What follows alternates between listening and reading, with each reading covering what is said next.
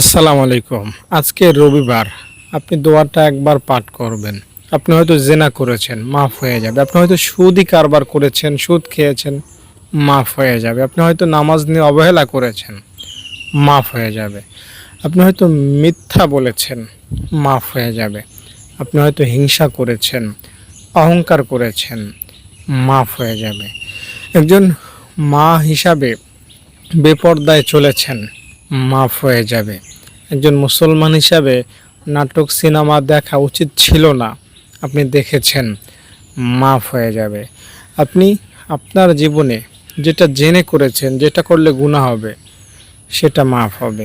যেটা অজান্তে করেছেন, আমার জানা ছিল না এটা করলে গুনাহ হয়, করে ফেলেছেন, মাফ হবে। মানে আজকে এই রবিবারে আপনাকে এমন একটা দোয়া পড়তে আমি উৎসাহ দিব, যে দোয়াটা পাঠ করলে আপনার বয়সের 30 বছরের গুনাহ ইনশাআল্লাহ আল্লাহ মাফ করবেন। এই 30 বছরের গুনাহ যেটা বড় সেটা মাফ হবে, যেটা ছোট সেটা মাফ হবে, যেটা শিরকের মতো ভয়াবহ সেটাও মাফ হবে। দেখুন, 100 বড় গুনাহ আর 1 কোটি ছোট গুনাহ এক জায়গায় রাখবেন, আর একটা শিরক রাখবেন। তো 100 বড় গুনাহ আর 1 কোটি ছোট গুনার চাইতে বেশি ভয়াবহ হবে একটা শিরকের গুনাহ।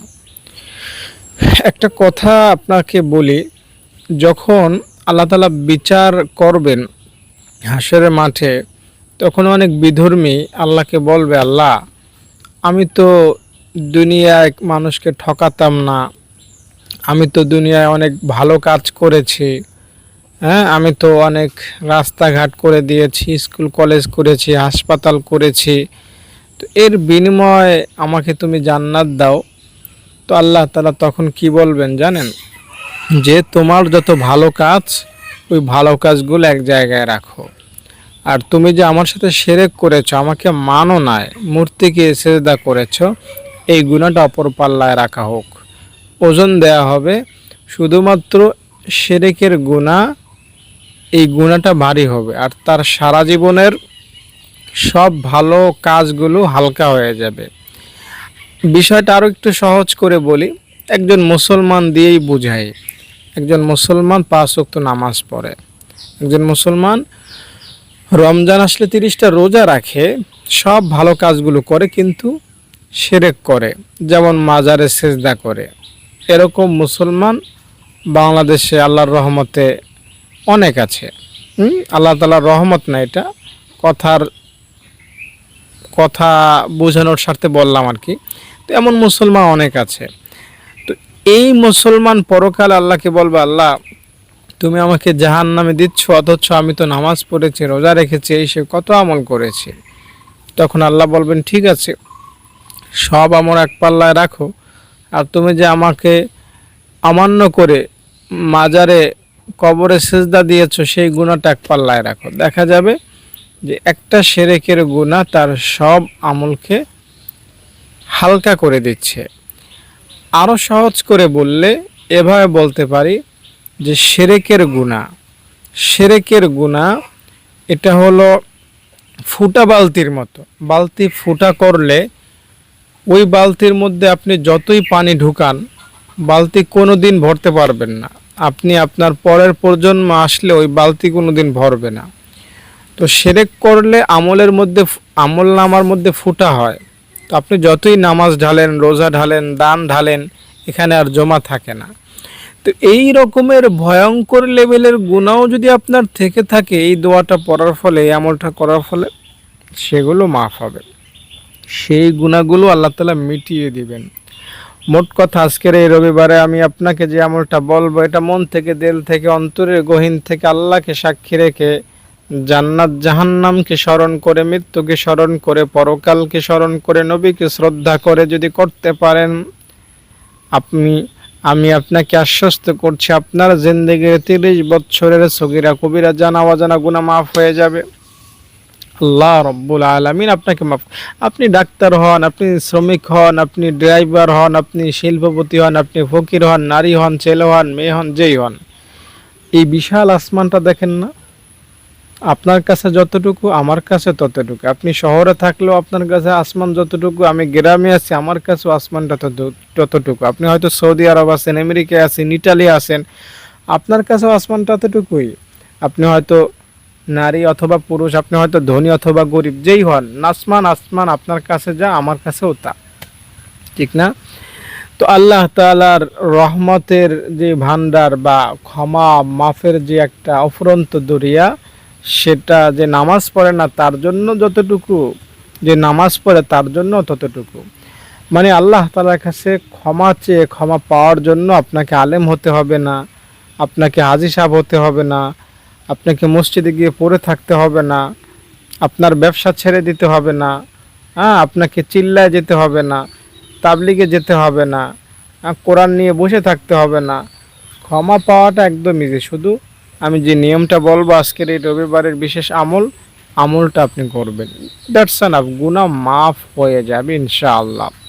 মনে রাখবেন একটা কথা, আল্লাহ আপনাকে মাফ করতে চান, আপনাকে ক্ষমা করতে চান। আপনাকে ক্ষমা না করা বা আল্লাহ আপনাকে ক্ষমা করবেন না, আপনাকে শান্তি দিবেন না, আপনাকে শাস্তি দিবেন, আপনাকে মারবেন, কাটবেন, ধমকাবেন, থাপড়াবেন, আগুনে পুড়ে কয়লা করিয়ে দিবেন, এটা আল্লাহ তাআলার ইচ্ছা বা উদ্দেশ্য বা স্বপ্ন না। আল্লাহ তাআলার স্বপ্ন হলো আপনাকে জান্নাতে পাঠাবেন, আপনাকে জান্নাতে শান্তি দিবেন। কোনো বাবা কোনো মা তার সন্তানকে আগুনে পোড়াতে চাইবে না, কোনো মা তার সন্তানকে পানিতে ডুবিয়ে মারতে চাইবে না, কোনো মা তার সন্তানকে গলা টিপে হত্যা করতে চাইবে না, কোনো মা তার সন্তানকে খাবারের মধ্যে বিষ মাখিয়ে বিষাক্ত করে ওই সন্তানকে বিষক্রিয়ায় মারতে চাইবে না, ঠিক না? আচ্ছা, এটা আপনি বুঝেন, এটা আমার সাথে আপনি একমত না? এটা বুঝেন যে মা তার সন্তানকে এটা করতে পারবে না, তাহলে এটা বুঝেন না কেন আল্লাহ কেমনে তার বান্দাকে আগুনে পোড়াবেন? এটা কেমনে সম্ভব? মা কেন পারবে না? মা যদি সন্তানকে মেরে ফেলে তাহলে মার ফাঁসি হবে, এই ভয়ে কি মা তার সন্তানকে বাঁচা মারা থেকে দূরে থাকে? না, মা এই এই আশায় সন্তানকে একটা ফুলের টোকাও দেয় না যে আমি যদি আমার সন্তানকে কিছু বলি আমার সন্তান ব্যথা পাবে, আমার সন্তান ব্যথা পেলে আমার কলিজা ছিঁড়ে যাবে, ঠিক না? মা এই সামান্য ভালোবাসা নিয়ে সন্তানকে এত বড় দয়া দেখায়, তাহলে যে আল্লাহ তাআলার কাছে ভালোবাসার ৯৯টা টুকরা আছে, ওই আল্লাহ তাআলা কতটুকু ভালোবাসবেন আপনাকে আমাকে? আজকের এই রবিবারে বলুন লা ইলাহা ইল্লাল্লাহ, মন থেকে, দিল থেকে, অন্তরের গহীন থেকে। বাক্যটা আপনার কাছে ছোট মনে হতে পারে, কিন্তু বিশ্বাস করেন কসম খোদার, আপনার নামাজ না পড়ার গুনাহ, হয়তো আপনি শাহজালালের মাজারে গিয়ে আগে সেজদা দিয়েছিলেন, কোনো পীরের কাছে গিয়ে আপনি সেজদা দিয়েছিলেন, হয়তো শিরকের গুনাহ আপনার আছে। যাই হোক না কেন, যাই থাক না কেন, আজকের এই রবিবারে লা ইলাহা ইল্লাল্লাহ দিল থেকে, অন্তরের গহীন থেকে আল্লাহকে সাক্ষী রেখে গুনাহ মাফের আশায়, তাওবার আশায়, ক্ষমা পাওয়ার আশায় একবার শুধু বলবেন, দুইবার না ভাই, উযু সহকারে পরকালকে স্মরণ করে, আল্লাহকে স্মরণ করে শুধু একবার বলবেন লা ইলাহা ইল্লাল্লাহ।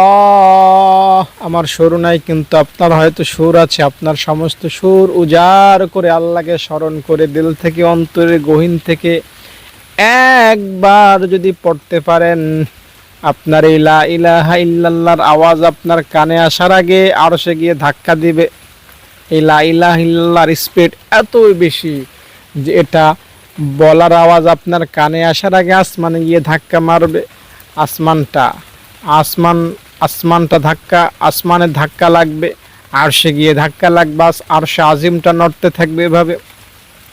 আল্লাহ তাআলার বিশাল আরশে আজিম, এই ৭ আসমান, ৭ জমিন, চন্দ্র সূর্য, গ্রহ নক্ষত্র, পৃথিবী, বাংলাদেশ, আমেরিকা, পাকিস্তান, ইন্ডিয়া, আরব সাগর, ইন্ডিয়া সাগর, বঙ্গোপসাগর, এই সব কিছু মিলে যত বড় আল্লাহ তাআলার আরশে আজিম, তার চাইতে বড়।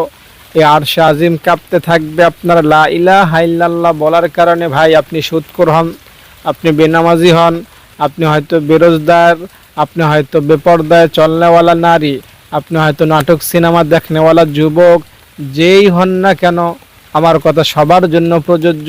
এমন না যে মসজিদে বসে থাকে, এমন না যে 5 ওয়াক্ত নামাজ পড়ে সেই এই দোয়াটা পরে মাপ পাইবে, আর যে সুদ খায় তার গুনাহ মাফ হবে না।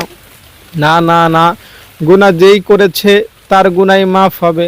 মন থেকে, অন্তরের গহীন থেকে আল্লাহকে স্মরণ করে, আল্লাহকে দিল থেকে ভক্তি করে, শ্রদ্ধা করে, গুনাহ মাফের আশায়, জান্নাত পাওয়ার আশায়, জাহান্নাম থেকে বাঁচার আশায় একবার কেউ যদি বলে লা ইলাহা ইল্লাল্লাহ, তার গুনাহ আর থাকবে না। প্রমাণ লাগবে? তো শোনেন, ফাজাইলে আমলের মধ্যে পড়েছি, জেনেছি, শুনেছি, একবার যদি কেউ লা ইলাহা ইল্লাল্লাহ বলে, তার গুনাহগুলো আল্লাহ মিটিয়ে দেন, গুনাহগুলো আল্লাহ মুছে দেন, এবং সেই গুনাহগুলো আল্লাহ সওয়াব বানিয়ে দেন, এবং সেই সওয়াবগুলো যে এই দোয়াটা পড়েছে তাকেই দিয়ে দেন। সুবহানাল্লাহ বলবেন না? সুবহানাল্লাহ বলবেন না? যদি হাদিসটা ভালো লাগে থাকে কমেন্টে আমিন লিখবেন, একটা লাইক দিবেন। নবীজি বলেছেন, শোনেন, তুমি যদি একবার লা ইলাহা ইল্লাল্লাহ বলো, তোমার জন্য জাহান্নামের আগুন হারাম হয়ে যাবে। দীর্ঘ একটা হাদিস বলবো, কিন্তু মনে লাগার মতো একটা হাদিস শুনে যাবেন। হযরতে হাসান বসরি রাহমাতুল্লাহি আলাইহি বলেছেন, নবীজির একটা হাদিস নকল করেছেন। হযরতে হাসান বলেন, আমি নবীজির থেকে একটা হাদিস শুনেছি আনাস রাদিয়াল্লাহু তাআলা আনহুর মারফতে। মানে হাসান তো নবীজিকে দেখেন না, কিন্তু আনাসকে দেখেছেন। আনাস ছিলেন নবীজির খাদেম। আনাস রাদিয়াল্লাহু তাআলা আনহু থেকে একটা হাদিস হাসান শুনেছেন। সেই হাদিসটাতে বলা আছে, নবী বলেছেন, কিয়ামতের ময়দানে 4 দফায় আল্লাহ মানুষকে জান্নাতে পাঠাবেন নবীজির কারণে। প্রথমত, যাদের ঈমান একটা খেজুরের দানার পরিমাণ, একটা খেজুরের পরিমাণ, যাদের ঈমান একটা খেজুরের পরিমাণ, ঠিক আছে না, যাদের ঈমান একটা খেজুরের দানা পরিমাণ, এদেরকে আল্লাহ তাআলা জান্নাতে পাঠাবেন। এরপরে আল্লাহ তাআলা ওই সমস্ত লোকদেরকে জান্নাতে পাঠাবেন যাদের ঈমান একটা সরিষার দানা পরিমাণ। সরিষার দানা একদম ছোট না, খেজুরের দানা আর সরিষার দানা আমাদের তফাৎ আছে। এরপরে হাসান বসরি বলেন, নবী বলেছেন, তৃতীয় দফায় ওই সমস্ত লোক জান্নাতে যাবে যাদের ঈমান একটা কি পরিমাণ? জাররা পরিমাণ। যাদের ঈমান জাররা পরিমাণ, তাদেরকেও আল্লাহ তাআলা জান্নাতে পাঠাবেন। জাররা পরিমাণ দেখা যায় না, এটা ওই মাইক্রোস্কোপ যন্ত্র আছে না, ওইগুলো লাগে। জাররা দেখা যায় না, চোখে হাতে ধরা যায় না। আমার হাতে যদি জাররা পরিমাণ ময়লা থাকে, আপনি দেখতেও পাবেন না, আপনি গন্ধও পাবেন না। জাররাটা দেখা যায় না, ধরা যায় না, ছোঁয়া যায় না। একেবারে মনে করেন স্বাভাবিকভাবে অদৃশ্য একটা জিনিস। অদৃশ্য একটা জিনিসকে জাররা বলা হয়। এত সামান্য ঈমান যদি আপনার থাকে, তাহলে আপনি কোথায় যাবেন বলেন? জাহান্নামে? না না না না, আস্তাগফিরুল্লাহ, এটা তো বলাই দুষ্কর, এটা অসম্ভব, এটা গুনাহের কথা। আপনি মেয়ে জান্নাতের মেহমান। আর আরেকটা কথা বলি, শোনেন, জাররা পরিমাণ ঈমান আমাদের বাংলাদেশে আজকের এই দিনে সবার আছে। যারা নিজেকে ঈমানদার মনে করে, সবাই আল্লাহকে বিশ্বাস করে, সব সময় নামাজ পড়ুক আর না পড়ুক, তারা অন্তত পক্ষে ঈদের দিন তো নামাজ পড়ে। যারা অন্তত ঈদের দিনও নামাজ পড়ে, তাদের ঈমান ওই খেজুরের দানা পরিমাণ আছে। জাররা পরিমাণ ঈমান, কি বললাম, যেটা দেখা যায় না, ছোঁয়া যায় না। আপনার কি এমন কোনো আপনার প্রতিবেশী সম্পর্কে অনুভূত হয় যে এই লোকটা আসলে মুসলমান না হিন্দু না খ্রিস্টান? বোঝা বড় দায়। যদি এমন কারো ক্ষেত্রে আপনার সন্দেহ হয়, তাহলে ওই লোকটা হয়তো এই সংজ্ঞার মধ্যে আসতে পারে যে তার ঈমানটা জাররা পরিমাণ। কিন্তু যে আজানকে শ্রদ্ধা করে, অনেক মুসলমান দেখা যায় চায়ের দোকানে টিভি দেখে, কিন্তু যখনই আজান হয় সবাই বলে, এই আজান হচ্ছে, টিভির সাউন্ড কমা, টিভি বন্ধ কর, ঠিক না? তো এরা যদিও গুনাহ করে, কিন্তু তাদের ঈমানটা আছে। তাদের ঈমানটাও কিন্তু বাহ্যিক ঈমান, তাদের ঈমানটা দেখা যায়। তাই তাদের ঈমান হয়তো সরিষার দানা পরিমাণ, নয়তো খেজুরের দানা পরিমাণ, অথবা তাদের ঈমানটা আরও বেশি। আর যারা হুজুর টাইপের বা হুজুর টাইপের না, কিন্তু হুজুরদের মতো আমল করে, 5 ওয়াক্ত নামাজ, কোরআন তেলাওয়াত, তাদের ঈমান দুনিয়া বরাবর, দুনিয়ার সমান হলো তাদের ঈমান। তো আপনার ইমান অনেক বড়, তাই আপনি এখন এই অবস্থায় মারা গেলে আপনি কোথায় যাবেন বলেন তো? জান্নাতে। কিন্তু শোনেন, এখানেই শেষ না, শুধু আপনিই কেন জান্নাতে যাবেন, আরও তো অনেকেই জান্নাতে যেতে চায়, ঠিক না? হাদিসে এসেছে যারা জীবনে কোনো একটা সময়, কোনো একটা বার, কোনো একটা জায়গায় বসে একবার শুধু বলেছিল লা ইলাহা ইল্লাল্লাহ, এদেরকেও আল্লাহ জান্নাতে পাঠিয়ে দিবেন। সুবহানাল্লাহ বলবেন না? জীবনে আর কোনো আমল নাই, নামাজ নাই, রোজা নাই, হজ নাই, পর্দা নাই, সুদ ঘুষ জেনা বেবিচার গান বাদ্য হারাম সব সব সে করেছে, শুধু একমাত্র একমাত্র একটা আমল তার আছে, জীবনে কোনো একদিন কোনো এক সময় কোনো এক হুজুরের মুখ থেকে কোনো একটা জায়গায় বসে কারো এক সাথে হয়তো বলেছিল লা ইলাহা ইল্লাল্লাহ। একবার লা ইলাহা ইল্লাল্লাহ বলার কারণে ওই দিন আল্লাহ তাআলা এই লোককেও জান্নাতে পাঠিয়ে দিবেন। আমার কথা আপনার কাছে অবাস্তব মনে হতে পারে, কিন্তু হাদিসটা আপনি রিসার্চ করবেন, বিভিন্ন হুজুরদের মুখ থেকে শুনবেন। হাদিসটা রেফারেন্স দিচ্ছি, হাদিসটা বলেছেন হাসান বসরি। হাসান বসরি শুনেছেন আনাস রাদিয়াল্লাহু তাআলা আনহু থেকে, আর আনাস রাদিয়াল্লাহু তাআলা আনহু সরাসরি নবীজির কাছ থেকে শুনেছেন। তাই সন্দেহ নাই, একবার পড়ুন লা ইলাহা ইল্লাল্লাহ। কমেন্টে লিখে যান লা ইলাহা ইল্লাল্লাহ। আপনার লেখা হয়তো এটা সাক্ষী হিসাবে থাকবে যে আমি লা ইলাহা ইল্লাল্লাহ মুখেও বলেছি, কমেন্টেও লিখে গিয়েছি। যারা লা ইলাহা ইল্লাল্লাহ লিখবেন, এটা প্রমাণ হবে আপনার জন্য কিয়ামতের ময়দানে যে আপনি লা ইলাহা ইল্লাল্লাহর সাপোর্ট করেছেন। একটা সিমিলার হাদিস আপনাকে শোনাই। একটা হাদিস আমি পড়েছিলাম এরকম যে নবীজির জন্য কেউ যদি দুরূদ শরীফ লিখে, তাহলে ওই দুরূদ শরীফটা ওই খাতায় বা ওই বইতে যতদিন থাকে তার জন্য ততদিন সওয়াব লেখা হয়, অথবা এমন শুনেছি তার জন্য ততদিন ফেরেশতারা দোয়া করে।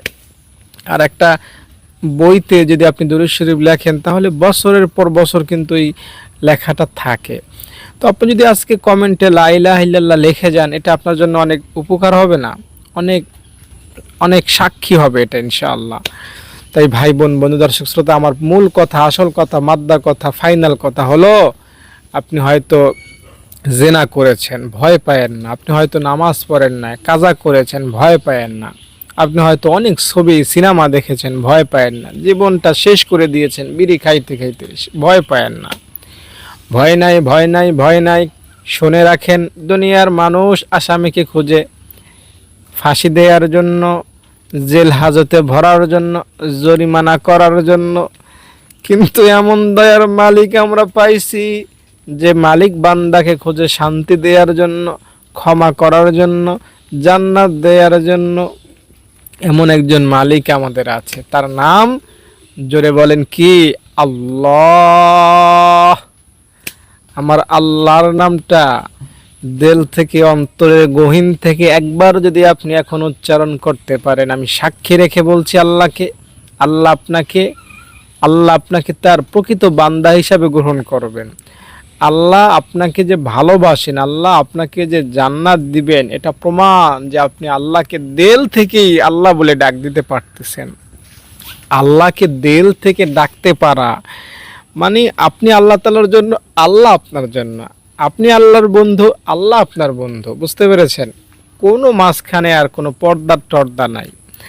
তাই আল্লাহ বলবেন আল্লাহকে, আর লা ইলাহা ইল্লাল্লাহ বলবেন, লা ইলাহা ইল্লাল্লাহ, লা ইলাহা ইল্লাল্লাহ। ফাইনাল একটা কথা বলে যাই, কথাটা মনে রাখবেন অনেক দিন। আমাদের দেশের একজন হুজুর ছিলেন, বুখারী শরীফের যিনি বাংলা লিখেছেন, ওই হুজুর বলে গিয়েছিলেন, হুজুর যেটা বলেছেন লিখে গিয়েছিলেন তার সার কথা বলি, মর্ম কথা, যে দেখো একটা হিন্দু বা খ্রিস্টান যখন মুসলমান হয় তখন সে কি করে? লা ইলাহা ইল্লাল্লাহ বলে আর ওই কাজগুলো আর করে না, মূর্তিকে আর সেজদা দেয় না। লা ইলাহা ইল্লাল্লাহ বলার কারণে বা কালিমা শাহাদাত আশহাদু আল্লা ইলাহা ইল্লাল্লাহ ওয়া আশহাদু আন্না মুহাম্মাদান আবদুহু ওয়া রাসূলুহু, এটা পড়ার কারণে তার পিছনের যত মূর্তি পূজার গুনাহ সব মাফ হয়ে যায়। তো একটা হিন্দু বা একটা খ্রিস্টান এই দোয়া পড়ার কারণে যদি সে মাফ পেয়ে যেতে পারে, চোখের পানি লাগে না। ভাই, যে মুসলমান হয় শুনেছেন যে তার গুনাহ মাফের জন্য চোখের পানি শর্ত, চোখের পানি কিন্তু লাগে না এই জায়গায়, অথচ তার গুনাহ তার গুনাহ কত বড় আপনি একটু হিসাব করবেন, আমি হিসাবটা মিলাই দেব, আপনাকে সাহায্য করব। তাহলে শোনেন, একটা একটা একটা একটা একটা বিধর্মী, তার যে পরিমাণ গুনাহ, 200 কোটি মুসলমান আছে না দুনিয়ায়, সব 200 কোটি মুসলমানের নামাজ রোজা না করার গুনাহ যদি এক পাল্লায় রাখেন, শুধুমাত্র একটা বিধর্মীর গুনাহ এক পাল্লায় রাখবেন, কোনটা ভারী হবে বলেন তো? একটু বিবেক দিয়ে বলেন। একজন বিধর্মীর গুনাহের পাল্লা ভারী হবে। আমি কি ভুল বললাম? নিশ্চয়ই না, জেনে বুঝে বলছি। তো 20 একটা হিন্দু, একটা খ্রিস্টানের গুনাহ, একটা বিধর্মীর গুনাহ যদি এত ভারী হওয়া সত্ত্বেও একবার লা ইলাহা ইল্লাল্লাহ পড়ার কারণে এত সহজে মাপ পাইতে পারে, উজু লাগে না, নামাজ লাগে না, চোখের পানি লাগে না, মক্কায় যাওয়া লাগে না, মসজিদে যাওয়া লাগে, শুধু লা ইলাহা ইল্লাল্লাহ পড়েছে অথবা কালিমা শাহাদাত পড়েছে, আর ওগুলো করবে না নিয়ত করেছে, মাফ। আল্লামা আজিজুল হক রহমতুল্লাহি আলাইহি বলতেছেন, এত সহজে যদি লা ইলাহা ইল্লাল্লাহ পড়ার কারণে মাফ হয়ে যায় এত ভারী গুনাহ, তাহলে আমরা মুসলমান কি অপরাধ করলাম যে আমাদের নামাজ রোজার গুনাহগুলো মাফ হবে না, সুদ খাওয়ার গুনাহ, জিনা করার গুনাহগুলো মাফ হবে না এই দোয়া পড়ার মাধ্যমে? এত সহজ করে বলার পরেও যদি আপনি না আমি এই সেই, তাহলে আমার ওয়াজ আপনার জন্য না। যদি একটু ভালো লাগে ওয়াজ, আমার কথা যদি আপনার কাছে পছন্দ মনে হয়, ভিডিওটা ভালো লাগে, তাহলে অনুরোধ থাকলে একটা লাইক করবেন, এখনই টাস টাস করে একটা লাইক দিয়ে দেন। আর কমেন্টে সবাই নিজের মন্তব্য জানিয়ে যান, আমার কথাগুলো কেমন লাগে, আমিন লিখে যান। যারা আমিন লিখলেন, কমেন্টে লাইক করলেন, আমি তাদের জন্য দোয়া করলাম, আল্লাহ তাদের সগীরা কবিরা জানা উজানা সব গুনাহ তুমি মাফ করে দাও। তুমি আরশের মালিক, দেখেছো কে লাইক করলো, কে কমেন্ট করলো, আল্লাহ তুমি তাদেরকে মাফ না করে, তাদেরকে ক্ষমা না করে আজরাইল তাদের কাছে পাঠাবা না, তাদেরকে জান্নাতের ঠিকানা না দেখাইয়া জাহান্নাম থেকে মুক্ত না করে তাদের কাছে আজরাইল পাঠাবা না। জীবনে যতদিন বেঁচে থাকে আল্লাহ তাদেরকে নিরাপদে সুস্থতায় বাঁচায় রাখো, আমিন। আর একটা দাবি আপনাদের কাছে, আমার মাদ্রাসা সম্পর্কে, আমার মাদ্রাসায় আপনারা দান করবেন, খোঁজ খবর নেবেন, এখানে এতিম অসহায় ছাত্রীরা পড়াশোনা করে। আপনারা যদি হোয়াটসঅ্যাপে একটু ফোন দেন, দেখবেন আমাদের মাদ্রাসা, মসজিদ এবং নতুন প্রজেক্ট চলতেছে পুরুষ মাদ্রাসা, তো আপনারা যদি খোঁজ খবর নেন আপনারা জানতে পারবেন। তো ভালো থাকেন, আজকে এখানে বিদায় নিচ্ছি, আসসালামু আলাইকুম। ছাত্রীরা, তোমাদের হাতে কি তোমরা কোরআন শরীফ পড়তে পারো? তোমরা কোরআন কোথায় শিখেছো? এই মাদ্রাসায় পড়তে কোনো টাকা দিতে হয়? আসসালামু আলাইকুম দর্শক, আমি আব্দুল আজিজ, এরা আমার ছাত্রী। ছোটরা বলো আমিন, সবাই বলো আমিন। আল্লাহ তাআলা তার গুনাহ মাফ করে দেন, তাকে সুখে রাখেন, নিরাপদে রাখেন, সুস্থতা রাখেন, সম্পদে রাখেন, সম্মানে রাখেন, সবাই বলো আমিন। মৃত্যু পর্যন্ত যাতে তিনি মাদ্রাসা, মসজিদ, এতিমখানায়, গরিব অসহায় বিধবাদের পাশে থাকতে পারেন, সবাই বলো আমিন। তার অন্তরে আল্লাহ তাআলা ইসলামের মায়া মহব্বত, কোরআনের মায়া মহব্বত ঢুকিয়ে দেন, সবাই বলো আমিন।